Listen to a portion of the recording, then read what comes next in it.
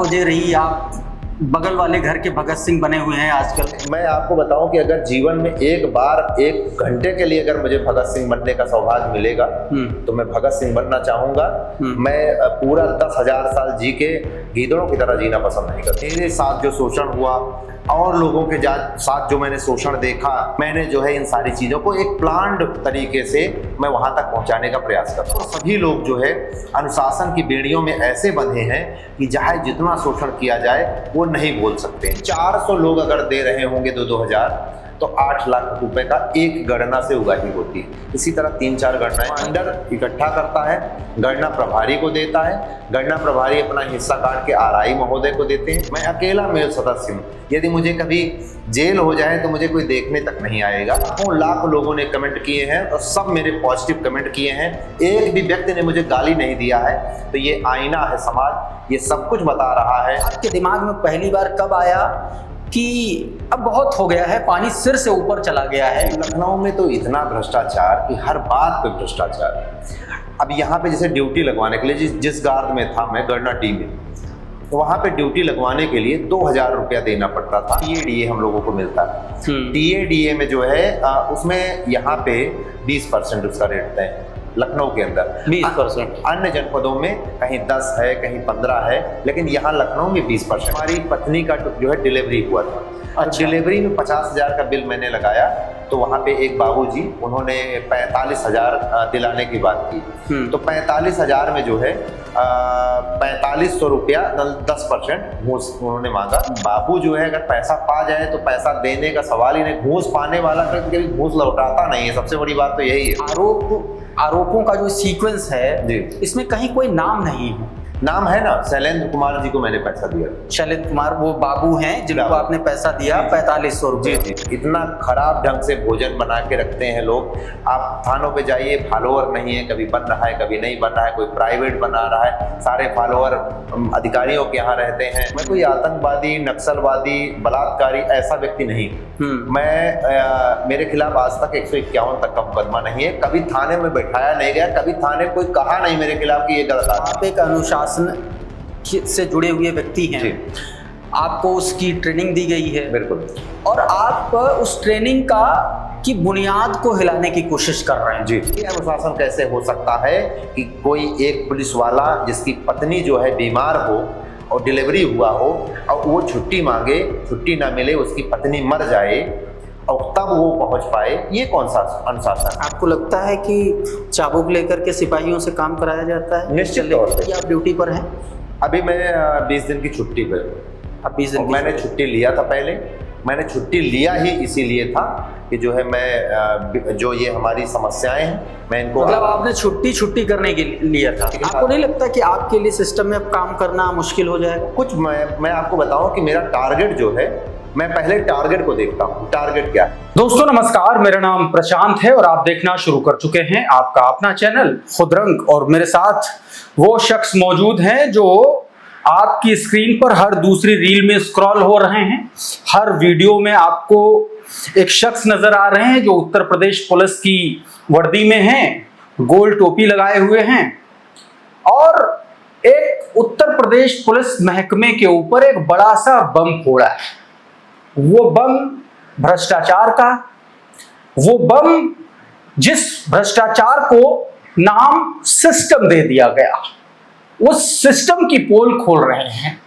और निकट भविष्य में और बीते लगभग 40-50 सालों में इस तरीके का पुलिस के खिलाफ पुलिस का ही एक जवान खड़ा हो रहा है और भ्रष्टाचार के हर उस पहलू को उजागर करने की कोशिश कर रहा है। तो मैंने सोचा कि सुनील कुमार शुक्ला जी से चलते हैं और बात करते हैं आखिर वो चाहते क्या हैं और आखिर वो इस राह पर क्यों निकल पड़े, वो भी उस महकमे से होकर के जिस महकमे में यूनियनबाजी तो अपराध माना जाता है, जिस महकमे में आवाज उठाना अनुशासन का सबसे बड़ा उल्लंघन माना जाता है।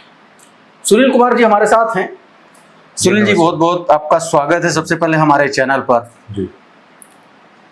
क्या वजह रही आप बगल वाले घर के भगत सिंह बने हुए हैं आजकल?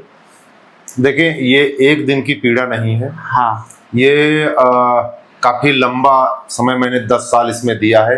कोई नया नवेला काम नहीं है कि मैं एक दिन में देखा और झटपट से मुझे कोई ऐसी चीज दिमाग में हिट कर गई और अचानक से मैं कोई काम कर दिया। हाँ। या फिर मैं नशे की हालत में या नशे का शिकार हूँ या मैं किसी एंजाइटी का शिकार हूँ कि मैं कुछ भी बोल गया।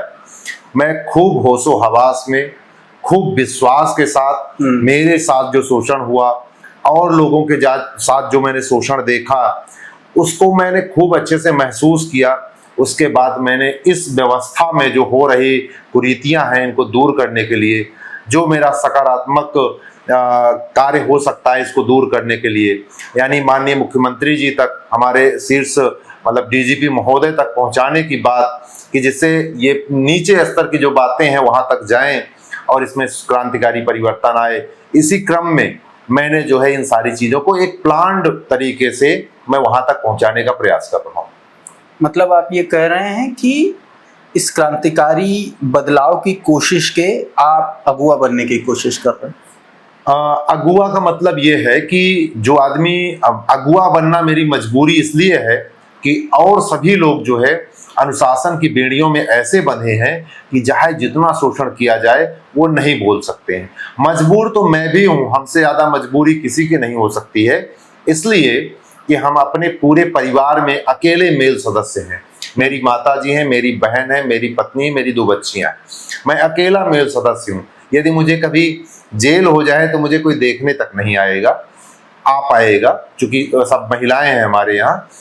तो इससे ज्यादा आपको ऐसा क्यों लगता है कि आपको जेल हो जाएगी?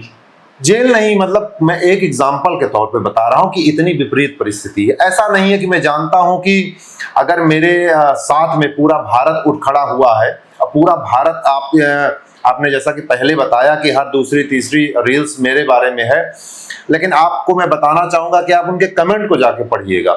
लाखों लाख लोगों ने कमेंट किए हैं और सब मेरे पॉजिटिव कमेंट किए हैं। एक भी व्यक्ति ने मुझे गाली नहीं दिया है। तो ये आईना है समाज, ये सब कुछ बता रहा है कि मैं क्या कर रहा हूं और सही कर रहा हूं कि गलत कर रहा हूं। यही मैं, और जो आपके क्वेश्चन हो बताते। मैं सबसे शुरुआत से जानना चाह रहा हूं कि आपके साथ क्या हुआ, पहले ये बताइए मुझे। हालांकि आप कई जगहों पर बता चुके होंगे, लेकिन मैं ये जानना चाहता हूं कि ये सब कुछ कब शुरू हुआ, कैसे शुरू हुआ, और आपके दिमाग में पहली बार कब आया कि अब बहुत हो गया है, पानी सिर से ऊपर चला गया है। जी बिल्कुल, अब नहीं। देखें जैसे यहाँ पे मैं लखनऊ में रहा, तो लखनऊ में तो इतना भ्रष्टाचार कि हर बात पे भ्रष्टाचार। अब यहाँ पे जैसे ड्यूटी लगवाने के लिए जिस गार्ड में था मैं, गढ़ना डी में, तो वहां पे ड्यूटी लगवाने के लिए 2000 रुपया देना पड़ता था। तो आप गार्डों में चले जाते, तो गार्ड में गए तो क्या होता है वहां पे?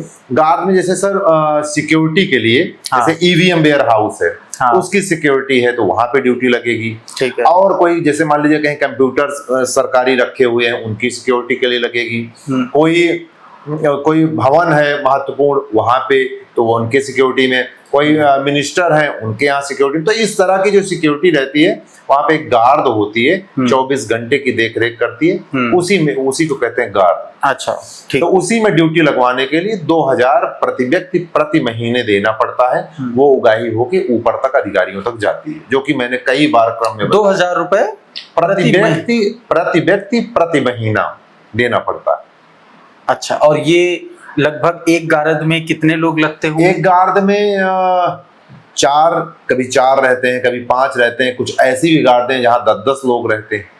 तो मतलब टोटल जो गार्डों में व्यक्तियों की संख्या है 500 से 550 है। अगर उसमें मैं मान लूं कि 400 लोग अगर दे रहे होंगे 2-2000, तो 8 लाख रुपए का एक गणना से उगाही होती है। इसी तरह 3-4 गणनाएं। ये कहाँ जाता है? देखें, जो मैंने पद बता दीजिए।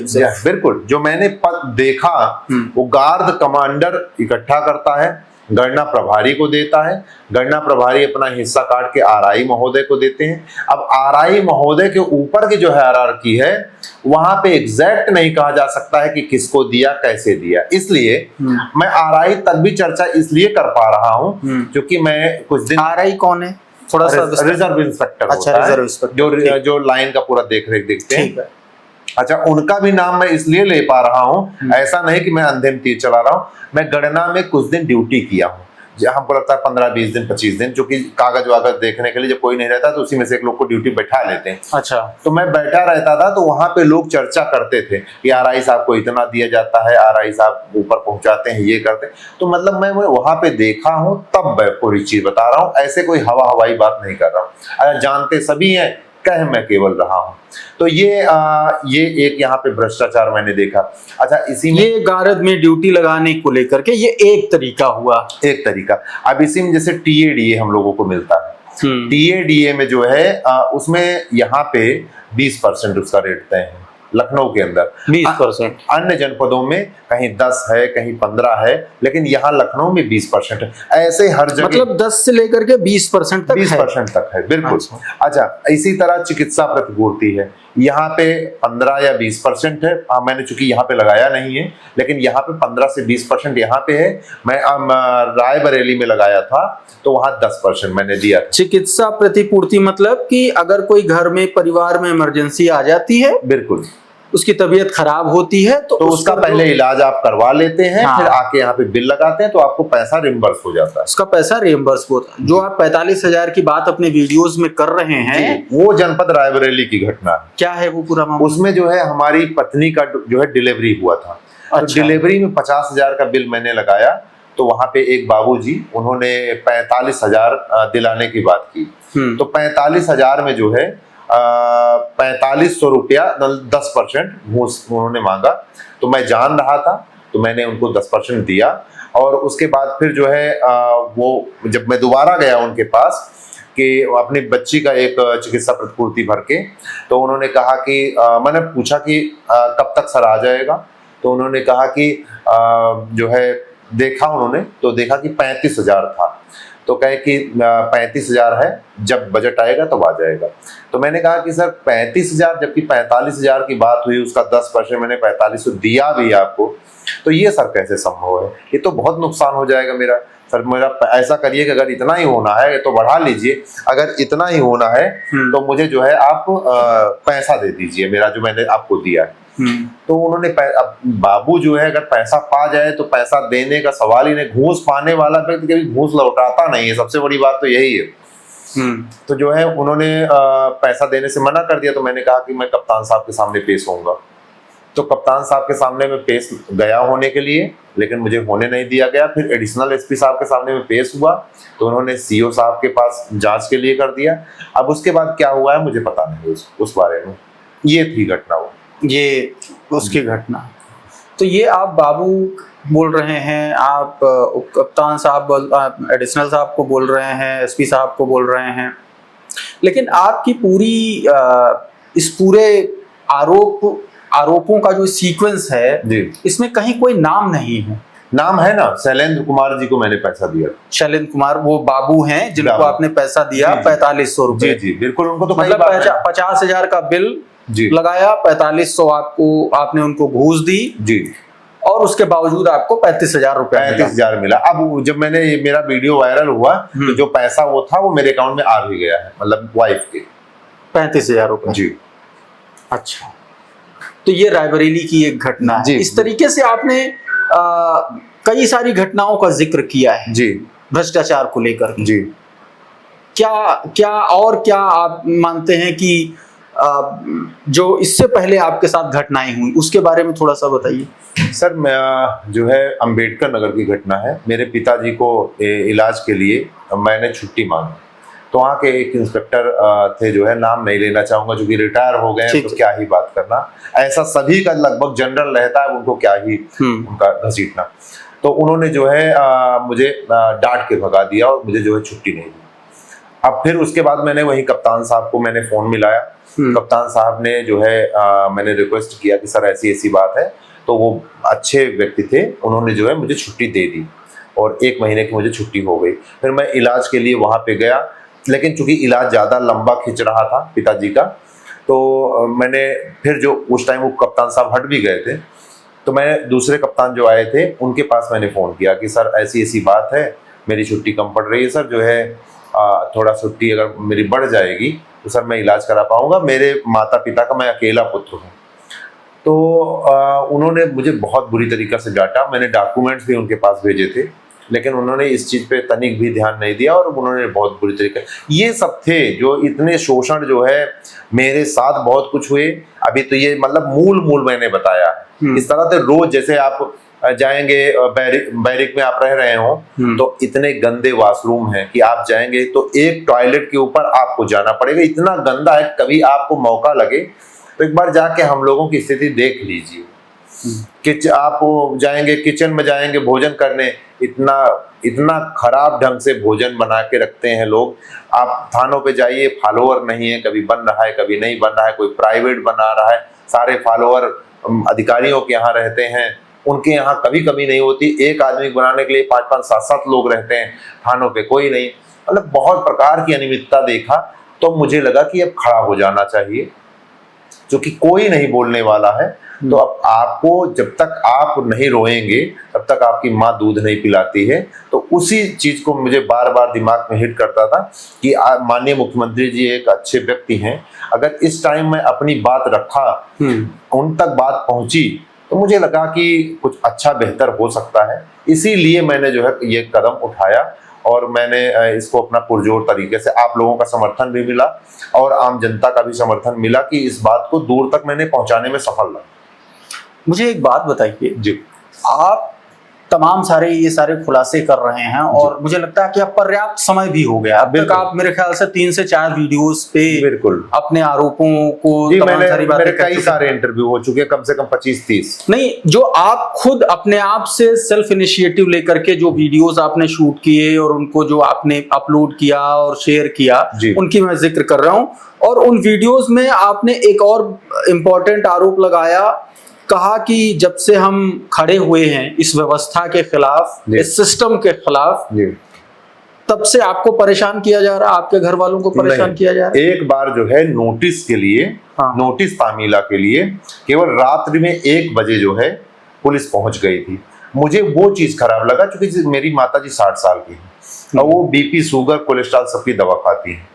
तो ये गलत था कि 1 बजे रात में मैं कोई आतंकवादी, नक्सलवादी, बलात्कारी ऐसा व्यक्ति नहीं हूं। मैं मेरे खिलाफ आज तक 151 तक का मुकदमा नहीं है, कभी थाने में बैठाया नहीं गया, कभी थाने में कोई कहा नहीं मेरे खिलाफ कि ये गलत आदमी है, और ना ही किसी मामले में मुझे आज तक कोई आरोप नहीं। गांव में भी किसी लड़ाई झगड़ा कभी नहीं हुआ। उसके बाद भी अगर 1 बजे रात में अगर आप सर्व कर रहे हैं नोटिस, तो ये बहुत गलत मुझे इसलिए लगा कि मेरी माता जी अकेले रहती हैं, आप दिन में भी भेज सकते थे।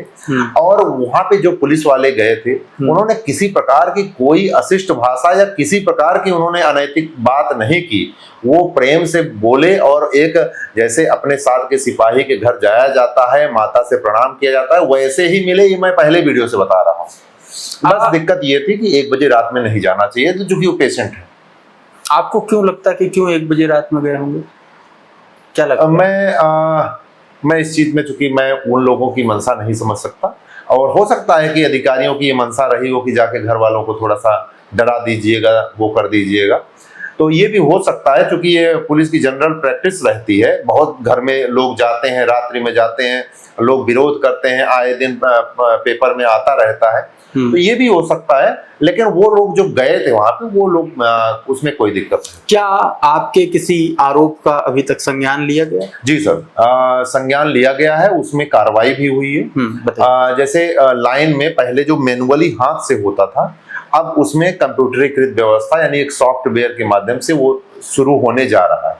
ये बहुत सकारात्मक पहल है और इसके लिए सीपी महोदय का बहुत बहुत धन्यवाद है। और वो ऐसे ही सकारात्मक कदम उठाने के लिए मैं सारी आवाज ही उठा रहा हूं कि जिससे और भी जो अनियमितताएं हैं, जहां पे पारदर्शिता की कमी है, जहां पे लोगों के साथ शोषण हो रहा है और पैसे की उगाही हो रही है, मेरा उद्देश्य ही मात्र महज इतना है कि मैं अपनी बात उठाऊंगा तो लोग जो है इस पे कदम उठाएंगे और ट्रांसपेरेंसी लाएंगे। इसलिए मैं बोल रहा हूँ। और यशस्वी प्रधानमंत्री मोदी जी का सपना भी डिजिटल इंडिया का है, तो मैं उसी डिजिटल इंडिया में एक कदम मैं और चाहता हूं कि थोड़ा तेज से बढ़िए और ये जो अनियमितताएं हैं ट्रांसपेरेंसी की, इसको दूर करिए। आप जो बात कह रहे हैं, आप, मुझे लगता है कि आपका फोकस आपके व्यक्तिगत आरोपों से ज्यादा व्यवस्था जो है उसके परिवर्तन पर निश्चित तौर पे मैं किसी व्यक्ति का विरोधी नहीं, मैंने जिनका नाम भी लिया है वो बहुत मतलब कि जैसे जैसे शैलेंद्र जी का मैंने नाम ले लिया। हाँ। शैलेंद्र जी का नाम इसलिए ले लिया कि वो जो है किसी भी तरह से मानने को तैयार नहीं। मैंने उनसे कहा, कई बार कहा कि आप जो पैसा लिए हैं सर, मुझे पैसा मेरा वापस कर दीजिए। हमारी आपकी, मैं सिपाही, दीवान, दरोगा, इंस्पेक्टर या किसी भी व्यक्ति से मैं दुश्मनी नहीं है मेरी। मैं ये चाहता हूं केवल ये व्यवस्थाएं सुधरनी चाहिए। हमारी किसी से कोई प्रकार, मैं किसी भी, ना तो किसी कप्तान साहब, ना किसी आईपीएस, मैं किसी आदमी का विरोधी नहीं, वो भी मेरे भाई ही है। कोई मेरा भाई भी आईपीएस हो सकता है, आईएएस हो सकता है। और बस मैं चाहता हूं जो ये गलत है इसका विरोध है, इसको सुधारने की जरूरत है। क्योंकि हम सभी लोग चाहते हैं कि भारत एक सशक्त देश बने, उत्तर प्रदेश की पुलिस एक सशक्त बने, यहाँ के लोग खुशहाल हों, इसमें पुलिस का कंट्रीब्यूशन हो। बस यही सभी का सपना है, वही मेरा भी सपना है। मैंने ये सवाल आपसे इसलिए पूछा कि आप व्यवस्था परिवर्तन को लेकर के ज्यादा फोकस लग रहे हैं, क्योंकि आपने शुरुआत अपने व्यक्तिगत आरोपों से की जी।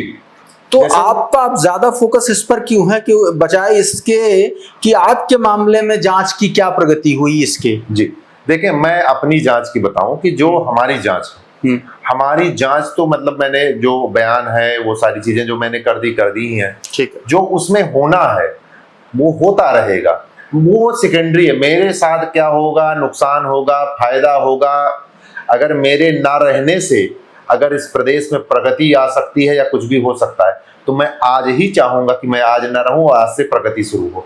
मैं तो ऐसी सोच का हूं। मैं केवल ये चाहता हूं कि देश में प्रगति हो, और वो अगर मैं एक परसेंटाइल में अपना सहयोग दे सकता हूं तो मैं वही दे रहा हूं। जो ट्रांसपेरेंसी की समस्या है, जो पुलिस वाले नहीं कह पाते हैं, मैं वो अपने शीर्ष अधिकारियों और माननीय मुख्यमंत्री जी तक पहुंचाना चाहता हूं। कभी कभी ऐसा भी होता है कि शीर्ष अधिकारी भी जो है अपनी बात माननीय मुख्यमंत्री जी तक पहुंचाने में एक हेजिटेशन रहता है। वो कहीं लोभ भी हो सकता है, कहीं किसी चीज का हो सकता है। लेकिन मैं जो है, क्योंकि अब ये इतनी पीड़ा सहने के बाद मैंने सोचा कि मैं एक कदम खुद ही, क्योंकि मैं भी इस प्रदेश का नागरिक हूँ, इस देश का नागरिक हूँ, अगर मैं भी अपनी कोई बात पहुंचा रहा हूँ और सकारात्मक, मैं कोई आतंकवादी घटना की वो तो नहीं कर रहा हूँ ना कि आईएसआईएस में जुड़ने की बात कर रहा हूँ, लोगों को ये कह रहा हूँ कि आप बंदूक उठा लो, कि तलवार उठा लो, कि लोगों को नुकसान करो। मैं भी कह रहा हूँ कि इस तरह से सुधार हो सकता है, ये दिक्कतें हैं, इनको सुधार करेंगे तो एक अच्छा सशक्त प्रदेश बनेगा।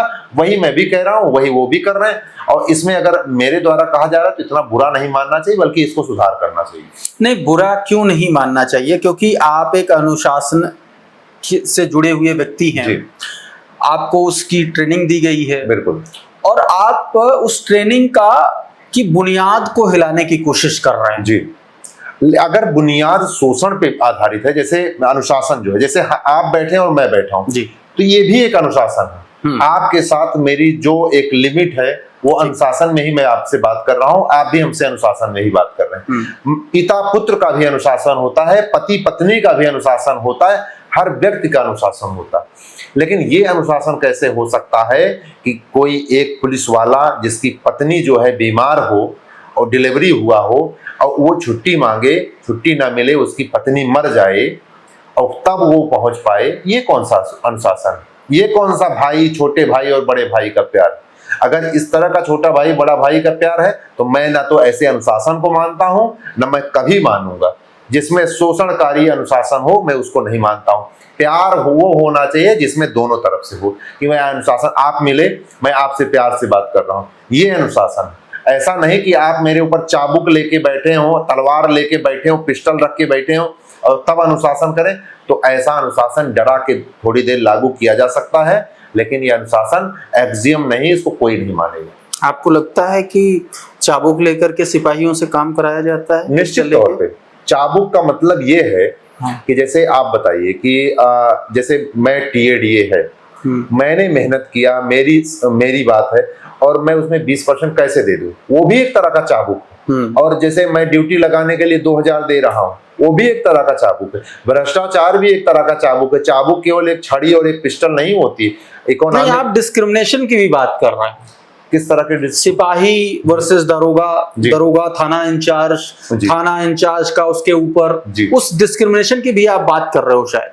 नहीं, मैं ये नहीं कह रहा हूं कि जैसे डिस्क्रिमिनेशन का हम नहीं कह रहे हैं कुछ भी। हम ये कहना चाह रहे नहीं, हैं। आपने जैसे शुरुआत ही आपकी बोली कि आपको भगा दिया गया, गाली दे करके भगा दिया गया, तो डिस्क्रिमिनेशन की श्रेणी में आएगा। बिल्कुल बिल्कुल। जैसे इसमें एक इंस्पेक्टर की बात मैं कह रहा हूँ, कुछ इंस्पेक्टर ऐसे भी रहे, जैसे हमारे एक आरआई साहब इसके पहले यहाँ रूरल में रहे, यादव जी, वो इतने अच्छे आदमी थे कि उन्होंने हमको पढ़ने के लिए कहा कि हाँ बिल्कुल बेटा आप अच्छा पढ़ते हो, आज पढ़िए, मेरा पूरा सहयोग है। ऐसे लोगों की मैं कभी जीवन पर्यंत बुराई नहीं कर सकता हूँ। ऐसे लोग भी हैं जो हमारे पास लाखों लोग फोन कर रहे हैं, लोग पुलिस वाले कमेंट कर रहे हैं, मैं उनकी बुराई नहीं कर सकता। मैं बहुत, जैसे नवनीत सिकेरा साहब हैं, उनकी कोई बुराई नहीं कर सकता। शुल्खान साहब हैं, उनकी कोई बुराई नहीं कर सकता, उनको लोग पूजा की तरह देखते हैं। तो ऐसा नहीं कि मैं सबकी बुराई कर रहा हूँ। एक एसपी साहब की मैंने पहले बात की कि उनको मैंने फोन किया, उन्होंने हमको छुट्टी दिया, उन्होंने मेरा कोऑपरेट किया। मैं सारे आईपीएस और सारे सिपाही दीवान दरोगा में सबको मैं अच्छा ना कह सकता हूँ ना बुरा कह सकता हूँ। ऐसे भी नहीं है कि सारे सिपाही बहुत अच्छे हैं, बहुत सारे सिपाही ऐसे हैं कि जो जेल चले गए, चोरी करते हैं, तो उनको क्या मैं भगवान मान लूंगा, उनको दूध का धुला थोड़े मान लूंगा। मणिलाल पाटीदार, बिल्कुल, आप देखिए बहुत सारे आईपीएस, बिल्कुल बहुत सारे सिपाही ऐसे हैं कि जो आप देख रहे होंगे कि कहीं गाय को जा रही है तो उसका पैसा लेके गायों को कटवाने के लिए भेज दे रहे हैं। ऐसे भी लोग रोज पकड़े जा रहे हैं। कोई भ्रष्टाचार में नहीं, जो नहीं पकड़े जा रहे हैं उनके बारे में थोड़ा सा बताइए कि ये सिस्टम, देखिए पुलिस एकमात्र ऐसा विभाग है ना सुनील जी, जो मुझे लगता है, आप करेक्ट करिएगा क्योंकि आप उसके अंदर के व्यक्ति हैं, और जो आम जनता से इंटरेक्ट करते हुए, जो जनता के बीच में रहते हुए जो कुछ भी मैं महसूस कर पाया हूं कि पुलिस और आम जनता के बीच की पहली कड़ी, और उस पहली कड़ी का पहला जो एलिमेंट है वो सिपाही है। जी बिल्कुल। मतलब गांव में दो लोगों के बीच झगड़ा हो जाता है तो पहले दो सिपाही पहुंचते हैं, बिल्कुल, उसके बाद फिर वो हायरार्की फॉलो की जाती है। मैं ये समझना चाह रहा हूं आपसे कि आप जिस पोजीशन पर हो, शुरुआत तो यहीं से होती है ना, बिल्कुल, कि 100 रुपए दे दो, 50 रुपए दे दो, 200 रुपए दे दो, निश्चित तौर पे ट्रक वालों की विंडो में हाथ डाल करके निकाल ले रहे हैं। बहुत सारे वीडियो फोटो भी वायरल हुए हैं, लोग लेते हैं। जी, जैसे भैंस जा रही है, उसमें भी 10-10, 20-20 रुपए लोग ले लेते हैं। देखिए, मैं कहना ये चाहता हूं कि जैसे आप सोचिए कि जो व्यक्ति उसका मतलब पेट्रोल का जैसे हमारा है 200 रुपए हमको साइकिल अलाउंस मिलता है। अगर आप थाने में ड्यूटी कर रहे हैं तो हर व्यक्ति जो है अगर 100 रुपया रोज थाने का खर्च करेगा गाड़ी का और 3000 रुपया लगाएगा तो निश्चित तौर पे वो निकालने का प्रयास करेगा। यही प्रैक्टिकल टेंडेंसी है।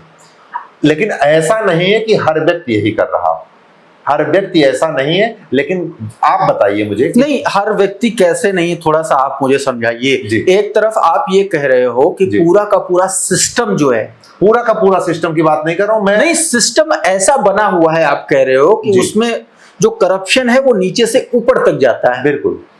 तो ये कैसे माना जा सकता है कि फला चौकी के आदमी से पैसा नहीं लिया जा रहा है, ऊपर तक नहीं जा रहा है, और फला से जा रहा है? जी, देखें, क्या ऐसा हो सकता है? पॉसिबल है? क्योंकि आप अंदर के आदमी हैं, ये मुझे बताइए। एकदम जैसे हम ये आपको बताएं कि मैंने जो लोगों को महसूस किया है 80 से 85% लोग जो हैं वो ईमानदार हैं, और जो है सब इंस्पेक्टर हैं वो भी ईमानदार हैं।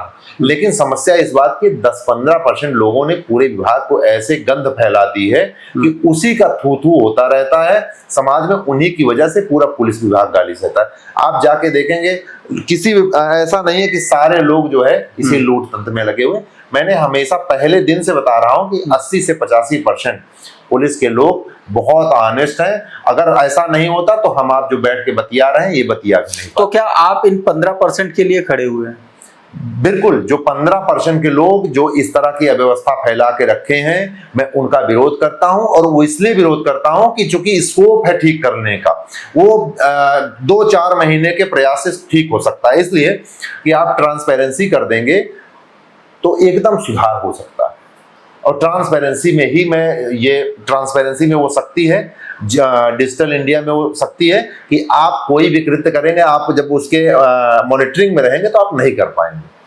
एक बात बताइए, आप ये 15% की बात कर रहे हैं तो क्या 15% वो आईपीएस हैं जिनको आप काले अंग्रेज बता रहे हो? तमाम सारे वीडियोस में आपने खुल करके बोला है। बिल्कुल। मैंने काले अंग्रेज इस कॉन्टेक्स्ट में कहा है कि जैसे 1861 का पुलिस रेगुलेशन एक्ट है, वो अंग्रेजों ने बनाया और वो आज तक चल रहा है। अंग्रेजों के टाइम पर प्रासंगिक था, अगर आज भी प्रासंगिक है तो किसके लिए? उस टाइम तो शोषण के लिए बनाया गया। लेकिन इसके लिए आईपीएस जिम्मेदार नहीं है ना, इसके लिए तो संसद जिम्मेदार है। मैं कह रहा हूं कि बिल्कुल, अगर वो उसी कानून से अगर सारी चीजें अभी तक चल रही हैं, बिल्कुल आप जो कह रहे हैं कि सदन जिम्मेदार है, लेकिन अगर आप जो है, अगर आप मेरे आला अधिकारी हैं, अगर आप ये प्रपोजल बना के भेजेंगे कि अब ये प्रासंगिक नहीं है, इसमें अब सुधार करने की जरूरत है, तो निश्चित तौर पे सुधार होने का प्रयास होगा। लेकिन आप जब उसमें अच्छा लग रहा है और अब व्यवस्थाएं बढ़िया चल रही हैं, अच्छा शोषण चल रहा है, अच्छे नौकर गुलाम बनाए गए हैं, तो आप उसमें मजा आ रहा है, इसलिए सारी चीजें चल रही हैं। ऐसा नहीं है कि किसी ने अगर प्रपोजल ये सारी चीजें जाएंगी उसका वो होगा, वो हमारे शीर्ष अधिकारी हैं, कौन उठाएगा मेरी बात? कोई नहीं उठा रहा था, इसलिए मैं मजबूर हुआ कि जो है हम अपनी बात कम से कम कहने के लिए मजबूर हुए कि हमारे पुलिस विभाग में बहुत सारी महिलाओं के साथ बहुत तरह के अनियमितताएं हैं, सिपाही दीवान दरोगा के साथ अनियमितताएं हैं, तो मैं उनको अपनी बात पहुंचा रहा हूं। किस तरीके से? जैसे सिपाही के साथ क्या समस्या है, दीवान के साथ क्या है, महिलाओं के साथ क्या महिलाओं के साथ तो छुट्टी लेने के जब जाती हैं तमाम प्रकार की अनियमित, जैसे उनको पीरियड्स की समस्या है। अब पीरियड्स की समस्या आप मुझे बताएं कि आप तो पत्रकार साथी हैं और आपको हमसे ज्यादा पता है कि आप चूंकि बहुत ज्यादा जगहों पे बैठते हैं। अगर कोई महिला हो, अगर उसको पीरियड्स की दिक्कत हो, तो क्या वो किसी पुरुष से ये चीज बताने में सहज रहती है क्या? अगर वो उसका पति ना हो तो आप बताइए, सहज हो पाएगी? नहीं सहज होती। अब वो जो है, अगर उसको छुट्टी भी लेना है, कोई बात भी कहनी हो तो दीवान से बताए, फिर एसएचओ से बताए, फिर अगर जो है परेड में गई है तो अपने शीर्ष अधिकारियों से बताए। इतनी लज्जा होती है, चूंकि हमारा जो भारतीय संस्कृति है, वहां पे महिलाओं का जो श्रृंगार है, गहना है, वो लज्जा है उनकी, और उस संस्कृति में वो पैदा हुई है, उसी में पली बढ़ी है, तो कहने में उनको सहजता नहीं होती है और तकलीफ होती है। उसी तकलीफ को मैंने महसूस किया और यहाँ तक बात मैं पहुंचा रहा हूँ। इसमें सुधार करने की जरूरत है। थोड़ा सा सिस्टम के अंदर की बात करते हैं सुनील जी। थाने हर जगह हैं और थाना एक तरीके से चौकी, थाना प्राथमिक इकाई है पब्लिक से कनेक्ट करने के लिए। बिल्कुल।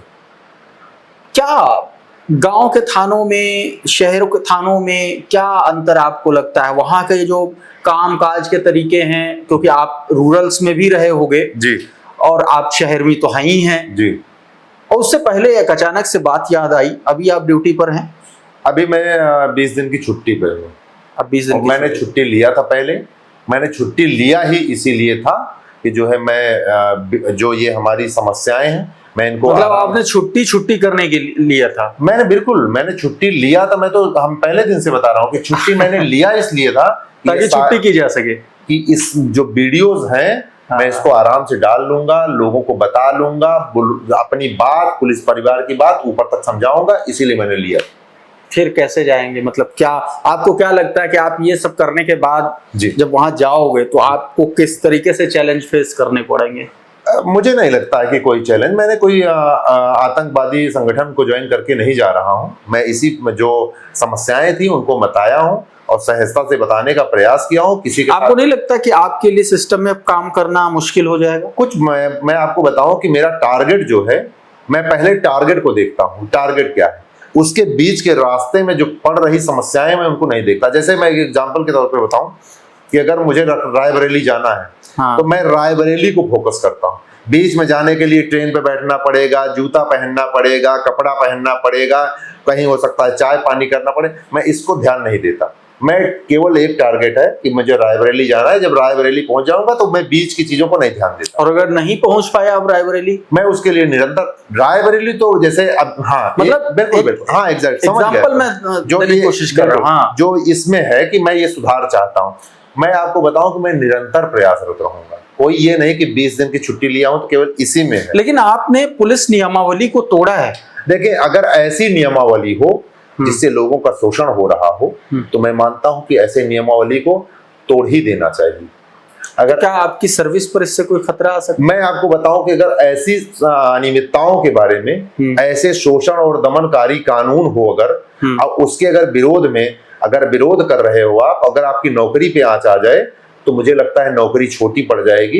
लेकिन आपको शोषण नहीं सहना चाहिए, क्योंकि मैं भगवत गीता को पढ़ा हूं और उसमें एक चीज बहुत प्राथमिकता पे रखा जाता है, कहा जाता है कि अगर आप जो है शोषण करने वाला जितना बड़ा अपराधी होता है उतना ही शोषण सहने वाला अपराधी होता है। तो मैं कम से कम शोषण सहने वाला अपराधी नहीं हो सकता हूं, मैं उसका विरोध करूंगा। मैं इसलिए विरोध कर रहा हूं, उसका परिणाम चाहे जो होगा वो सब सहर्ष स्वीकार है, लेकिन मैं ये जानता हूं कि ये यहाँ पे जो है समाज में अच्छे लोगों की संख्या ज्यादा है। आप देख लीजिए जाके मेरे कमेंट सेक्शन में तकरीबन 20-25 लाखों लोगों ने कमेंट किया है, एक भी व्यक्ति ने सुनील शुक्ला को गाली नहीं दिया है। तो ये बहुत बड़ी बात है, बहुत बड़ी सवाल तो यही है सुनील जी, मैंने इंट्रो में ही आपको आपके लिए एक शब्द का संबोधन किया कि बगल वाले घर के भगत सिंह। जी जी, तो क्या आप बगल वाले घर के भगत सिंह बन के रह जाएंगे? क्या क्योंकि कमेंट लिखने वाले बहुत सारे लोग हैं जी, क्या वो आपके साथ आकर के खड़े होंगे? ये बड़ी बात है। मैं आपको बताऊं कि अगर जीवन में एक बार 1 घंटे के लिए अगर मुझे भगत सिंह बनने का सौभाग्य मिलेगा तो मैं भगत सिंह बनना चाहूंगा। मैं पूरा 10,000 साल जी के गीदड़ों की तरह जीना पसंद नहीं करूंगा, मैं 1 घंटा भगत सिंह जैसा जीना पसंद करूंगा। अब इससे बड़ी बात तो और कुछ नहीं हो सकती। नहीं तो देखिए, आप तो एक उस सिस्टम से लड़ने के लिए खड़े हुए हैं जो जिस सिस्टम में बहुत ताकतवर लोग हैं, और कहा जाता है कि ब्यूरोक्रेसी और पॉलिटिशियंस ये एक दूसरे के पूरक होते हैं जी। तो इस स्थिति में एक सिपाही रैंक का आदमी जी किस तरीके से, मतलब क्या आपके पास ब्लूप्रिंट, क्या प्लान ऑफ एक्शन क्या है? वो तो मैं चूंकि प्लान मैं सारे चीज तो बता नहीं सकता कि क्या प्लान है, लेकिन मैं इतना बता सकता हूं कि मंगल पांडे भी एक सिपाही थे। उन्होंने अंग्रेज जो कहीं सूर्यास्त नहीं होता था उनको हिला के रख दिए थे। तो मैं तो नहीं, उनका तो टारगेट सीधा था कि वो आपके दुश्मन है। मेरा टारगेट सीधा है कि ये जो समस्या है, जो ट्रांसपेरेंसी की समस्या है, मेरा एक एम है कि ट्रांसपेरेंसी हो, बस भ्रष्टाचार मुक्त हो, ट्रांसपेरेंसी लागू हो, बस मैं यही चाहता हूँ। सारी चीजें जैसे टीएडीए हुआ, छुट्टी हुआ, ये सारी चीजें जो है ये ऑनलाइन होनी चाहिए, बस यही टारगेट है। मैं कोई ऐसा टारगेट नहीं है कि मैं किसी को चाहता हूँ इनको खदेड़ दो, इनको भगा दो। ये तो सब मेरे भाई हैं, मेरे घर के लोग हैं। मैं बताऊं कि 10% लोग गड़बड़ है, बाकी सब अच्छे हैं। ऐसा नहीं है कि सब गड़बड़ है, सब गड़बड़ होते तो हम अच्छा, एक बात बताइए सुनील जी, ये जो चौराहों पर ये लोग पैसे वैसे की उगाही होती है, ये पैसा कहाँ तक जाता है? मैं जो है इस 10 साल की नौकरी में चौराहे पे कभी नौकरी में किया नहीं हूँ, तो मैं झूठा कह दूं कि चौराहे पे इकट्ठा नहीं, सिस्टम पे तो सिस्टम की बात देखिए, जो चीज मैंने देखा है मैं उसी की चर्चा कर सकता हूं। और बहुत कुछ अब आप पूछने लगेंगे कि एसटीएफ में क्या होता है, तो जब मैं एसटीएफ का यस नहीं जानता हूं। सही बात है, एसटीएफ के बारे में हम पूछेंगे भी नहीं। मैं सिर्फ ये जानना चाह रहा हूं कि सिस्टम जो है वो किस तरीके से करप्ट है अंदर से। मैंने जो देखा उसको बताया, और जो उसमें सुधार करने का गुंजाइश है, जहां पे करने से तत्कालिक सुधार हो जाएगा, उसको मैंने सुझाया है। कि मतलब जो है आप जितना चीजें हैं ट्रांसपेरेंट, एक सिंगल ऐप बनाइए, ऐप के माध्यम से टीएडीए, एचआरए, चिकित्सा प्रतिपूर्ति, ये सारी चीजें आप करेंगे। अंदर के लोग जब उनका शोषण नहीं होगा तो वो समाज में बाहर भी उसका इम्पैक्ट दिखेगा, और वो बाहर भी जो है, जो हम प्रताड़ित नहीं रहेंगे तो बाहर के लोग भी, जनता भी आराम से, हम जब हमको कोई दिक्कत नहीं तो आपको कोई दिक्कत नहीं, ये होता है। तो अभी तो हमको लग रहा है 10-12 दिन तो हो ही गया करते करते ये सब, है ना? बिल्कुल।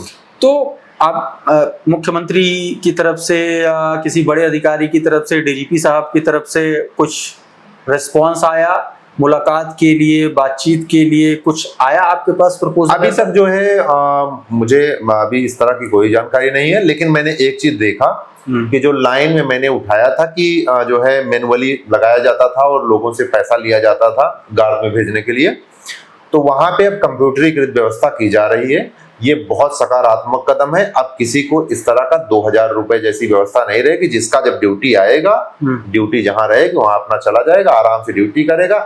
इससे मतलब नहीं है 2,000 देना है कि 3,000 देना है कि क्या करना।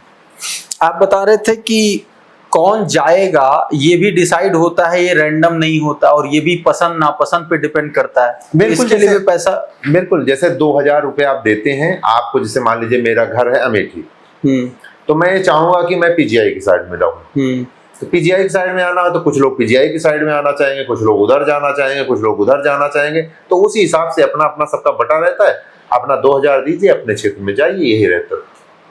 नहीं दीजिए तो फिर तो स्कोर ड्यूटी करिए आप।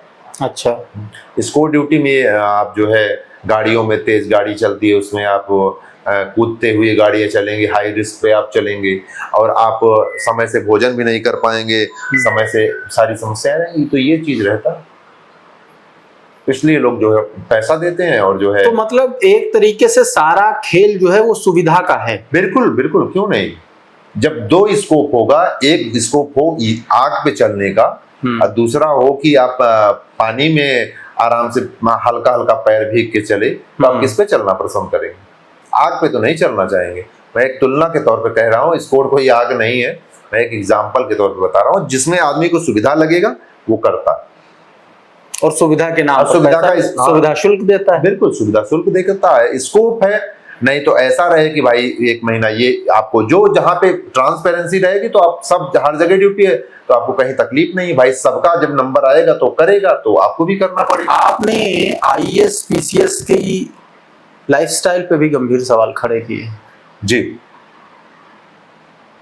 जी, आपने उनकी लाइफस्टाइल पर गंभीर सवाल खड़े किए हैं और सवालों के घेरे में आपने लाने के लिए कहा है कि इनकी ब्रेन मैपिंग होनी चाहिए। बिल्कुल बिल्कुल, मैंने ये कहा हाँ। कि देखिए, ये सामाजिक कार्य जो आईपीएस हमारे कर रहे हैं, ये सामाजिक कार्य कर रहे हैं।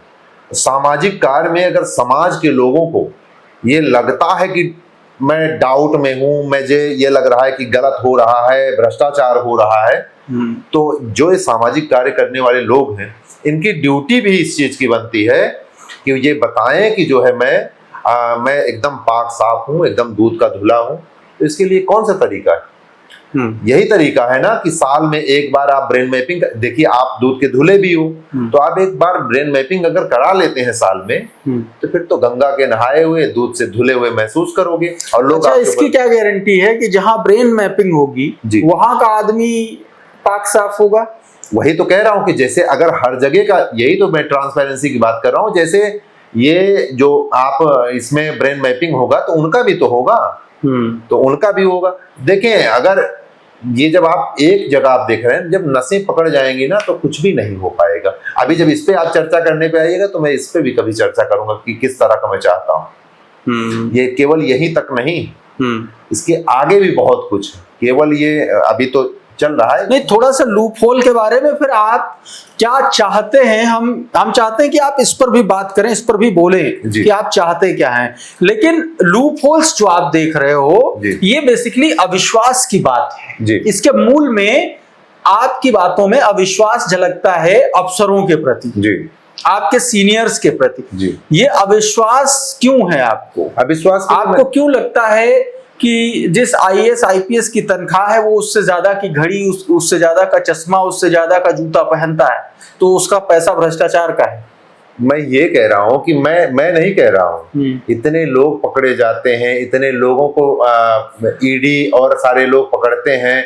आप बताइए, जैसे आप हमसे कहलवाना चाह रहे हैं, बाकी जानते तो आप भी सब कुछ हैं। नहीं, मैं देखिए, आप सिस्टम के भीतर देखें, मैं इसलिए जानना चाहता हूं। सिस्टम के भीतर का जो था मैंने आपको बताया है, क्योंकि मैं बहुत ज्यादा बताऊंगा तो जो सुविधा जो मैं चाह रहा हूं वो पथ भ्रमित हो जाएगा। वो आने दीजिए समय, वो भी सारी चीजों पे चर्चा होगा। लेकिन पहले जो मेरा है कि पुलिस विभाग के जो सिपाही दीवान दरोगा की जो समस्या है उसका निराकरण हो। उसके बाद तो एक एक स्टेप जो है माँ भारती के विकास में जितना बेहतर कदम उठाया जा सके उतना बेहतर है। लेकिन अभी इतना कदम मत फैला दीजिए कि जो है पैर फट जाए। तो ऐसा इतने कदम रखिए जितने से जो है सकारात्मक सुधार होने का। अच्छा, एक सवाल मैं करना चाहता हूं आपसे कि जो आपने अभी काम ये सारा किया है, इसको लेकर के आप अब आगे क्योंकि आपने बोला है कि आपने हाई कोर्ट में भी एप्लीकेशन दी है, माननीय सर्वोच्च न्यायालय में भी एप्लीकेशन दी है, फिर आप योगी जी का भी नाम ले रहे हैं, डीजीपी महोदय का नाम ले रहे हैं, तो इसका मतलब क्या ये समझा जाए कि आप सरकार अपने विभाग में विश्वास कम रखते हैं, इसलिए आप साइमल्टेनियसली आप कोर्ट में भी गए? देखें, मैं सरकार में पहले से बता रहा हूँ, पहले दिन से बता रहा हूँ, और मैं एक व्यक्ति को जो है कोट करता हूँ, माननीय मुख्यमंत्री जी को। अगर मुझे विश्वास नहीं होता तो मैं शायद उनका नाम नहीं लेता। मैं आपको बताऊं कि मैं तो फिर आप कोर्ट क्यों गए? देखें, आदमी जो प्रक्रियाएं हैं, जितनी प्रकार की प्रक्रिया होती है, उस तरह तो मैंने माननीय मुख्यमंत्री जी के पास भी एप्लीकेशन दिया है। तो ये मतलब इधर गए उधर, क्या आप ये समझते हैं कि माननीय जो कोर्ट है कि वहां पे बात रखना गलत है? हर जगह जहां पे आपको लगे कि आपके सुधार के लिए, चीजें बेहतर करने के लिए जो भी तरीके हो सकते हैं, उस तरीकों को अपनाना कोई गलत नहीं, सब लोकतांत्रिक तरीका है, उसी का मैं इस्तेमाल कर रहा हूं, कहीं कोई गलत नहीं कर रहा हूं। अगर नहीं, मैं गलत सही की बात नहीं कर रहा हूं, मैं सिर्फ ये। और रही बात, आपने जैसे कहा कि मैं सरकार के ऊपर विश्वास नहीं कर, सरकार के ऊपर मुझे पहले दिन से विश्वास है। सरकार के ऊपर विश्वास नहीं होता तो मैं एक भी बार उनके इस समय वीडियो कैसे बना लेता? अगर मैं सरकार के ऊपर विश्वास नहीं करूंगा तो वीडियो बनाने की हिम्मत है मेरी, मैं नहीं बना सकता। लेकिन मैं जो है माननीय मुख्यमंत्री जी के ऊपर पूरा 100% विश्वास करता हूं। मैं जानता हूं उन तक मेरी बात पहुंचेगी, निश्चित तौर पे सुधार होगा, और सुधार होना शुरू भी हो गया है। आपके कुछ प्लान्स हैं कि किस तरीके से क्या आप सुधार चाहते हैं इस व्यवस्था में? क्या चाहते हैं आप, कुछ बताइए उसके बारे में। एकदम प्लान्स हैं। मैं इसको एक सीक्वेंस में फिर कभी चर्चा करेंगे।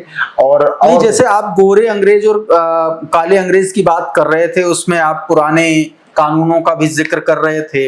इसके अलावा और भी कुछ बातें आप बता रहे थे, अगर आप बताने की कोशिश करें, बताना चाहें तो। मैं एक सेपरेट वीडियो में फिर से कभी बनाता हूं तो उसमें बताऊंगा कि क्या क्या मैं सुधार चाहता हूं। अभी फिलहाल मैं जो 2 4 5 चीजें हो रही हैं, मैंने कई सारे वीडियो में बताए भी है। मैं एक चाहता हूं कि डीजीपी महोदय जो है एक कमेटी बनाए, और कमेटी में जो है मुझे भी सदस्य रखा जाए। देखिए, मैं सिपाही हूं, इसका मतलब ये नहीं कि मैं इस देश का नागरिक नहीं हूं। सबसे पहले सबसे महत्वपूर्ण तो यही है कि मैं इस देश का नागरिक भी हूं, और अगर मैं अपनी कोई पीड़ा है, मैं पुलिस परिवार की पीड़ा है जिसको मैंने खूब महसूस किया है, अगर वो कमेटी बनाई जाए, अगर उसमें मैं भी पहुंचूं, मैं अभी अपनी बात रखूं और सभी लोग मिल के जो है उसमें कुछ सुधार करें और एक सशक्त पुलिस बनाएं, तो मुझे लगता है एक सकारात्मक कदम होगा। और ये चीज मेरी आपके माध्यम से अगर डीजीपी महोदय तक पहुंचेगी तो जरूर ये कदम उठाएंगे और मुझे भी बुलाएंगे, और मैं भी अपनी बात जो है रखूंगा, और उसमें एक सकारात्मक मझेला रास्ता निकलेगा। ये मुझे लगता है बहुत अच्छा कदम भी होगा। क्या मैं आपकी बातों से एक दो सवाल आखिर में और, कि सुनील कुमार जी जो बात कर रहे हैं, जिस व्यवस्था परिवर्तन की बात कर रहे हैं, वो कहीं ना कहीं एक बड़ी लॉबी क्रिएट करने की कोशिश कर रहे हैं। सिपाही, दीवान, या उस कैटेगरी के वो मातहत, वो कर्मचारी जो इतने दिनों से दबे हुए थे, वो एक छत के नीचे आए। नहीं, दबे हुए थे, आपने सही कहा कि दबे हुए थे। हाँ। देखिए, मेरा उद्देश्य ये नहीं है कि ना तो मैं लॉबिंग करना चाहता हूँ, ना मैं ये चाहता हूँ कि कोई सभी लोग एक जगह इकट्ठा हो जाएं और हुजूम इकट्ठा करें और लोगों के खिलाफ हो जाएं। मेरा ऐसा उद्देश्य नहीं है। मैं केवल ट्रांसपेरेंसी की बात चाहता हूं। मैं उसी काम में बार बार अपना माननीय मुख्यमंत्री जी और डीजीपी महोदय का ध्यान आकृष्ट कर रहा हूं कि उसमें सुधार कर दीजिए, ट्रांसपेरेंसी हो जाए कि हर चीज बेहतर होगा। एक अच्छा विकल्प अगर है तो क्यों ना वो विकल्प इख्तियार कर लिया जाए, मैं वही चाहता हूं बस। और मेरा ये कतई उद्देश्य नहीं है कि लोग लॉबिंग करें और लोग इकट्ठा हों। इतने गरीब लोग हैं जो है वो बेचारे अपना परिवार पालने में व्यस्त हैं, वो अगर एक बार कोई खड़ा होकर कुछ बोलने को तैयार नहीं है, और मैं चाहता भी नहीं कि कोई अपने परिवार के जो अर्निंग का स्रोत है उसको ताक पे रख के मेरे पीछे कोई खड़ा हो, मैं कतई नहीं चाहता। आप लोग जो कर रहे हैं वो करते रहिए, आप अपने घर में रहिए, सुरक्षित रहिए, ड्यूटी करिए, सरकार के दिए हुए निर्देश पे काम करिए। जो मुझे समझ में आ रहा है मैं वो काम कर रहा हूँ, सरकार तक अपनी बात पहुंचाने का प्रयास कर रहा हूँ, माननीय मुख्यमंत्री जी तक। बस यह सिंपल सा काम है कि मैं चाहता हूँ ट्रांसपेरेंसी हो, बस। अच्छा, आपको इस बात का डर नहीं लगता, भय नहीं लगता कि आप एक बड़े सिस्टम से पंगा ले रहे हैं? कभी भी किसी भी वक्त कोई बड़ी बात, भगवान ना करे कि हो जाए, लेकिन इस लेवल के लोगों को आप असहज महसूस करा रहे हैं अपने वीडियोस से। देखिए, बड़े लोगों को देखिए, मैं अगर सत्य बोलना अगर गलत है इस स्वतंत्र देश में और माँ भारती में, तो मैं मानता हूं कि इस सत्य को मैं रोज बोलूंगा। जिसको जितना खराब लगना है खराब लगे। अगर आपको सत्य सुनने की आदत नहीं है तो मैं आपको संतुष्ट नहीं कर सकता हूं। मैं सत्य बोलूंगा, जो गलत है उसका विरोध करूंगा।